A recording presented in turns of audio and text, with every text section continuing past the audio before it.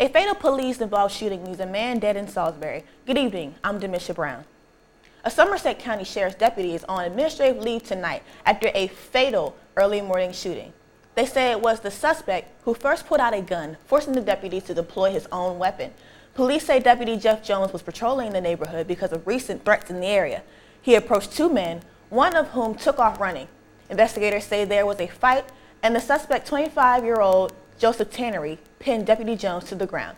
As the deputy tried to escape, police say Tannery pulled out a gun. That's when police say the deputy, fearing for his life, shot Tannery. He was pronounced dead at the scene.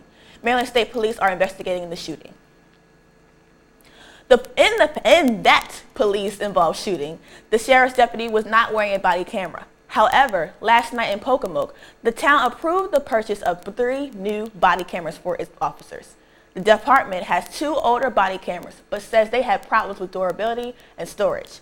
Police say the new cameras will help their relationship with the community.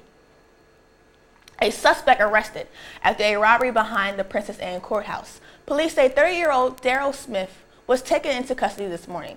On Sunday, investigators say Smith approached 2 women and an 11-month-old baby with a gun. Police say he held the gun on one of the women and took her wallet from the car.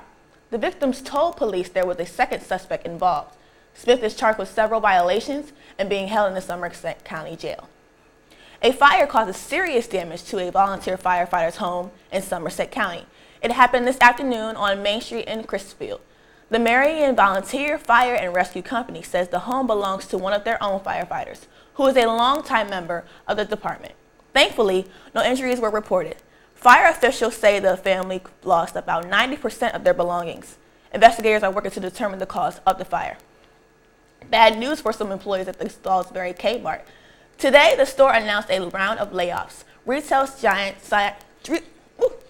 giant Sears says several thousand jobs are on the line as the company restructures and tries to save money.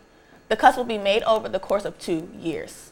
According to the company, most layoffs will come from corporate headquarters, but several dozen employees in Salisbury were expected to lose their jobs. The upcoming freezing temperatures over the next few months will keep Somerset County watermen out of work. The Chesapeake Bay will most likely freeze over, keeping watermen stuck on land. Watermen tell UMES News they have asked the Maryland Department of Natural Resources for an extension to the oyster season to make up the time. DNR has not yet decided on whether or not to extend the oyster season. Watermen say so far they expect to miss out on 3 weeks of work in Maryland. In entertainment news, Lamar Odom, the former basketball star and ex-husband of Khloe Kardashian, was rushed to a Las Vegas hospital after he was found unresponsive in a Nevada brothel.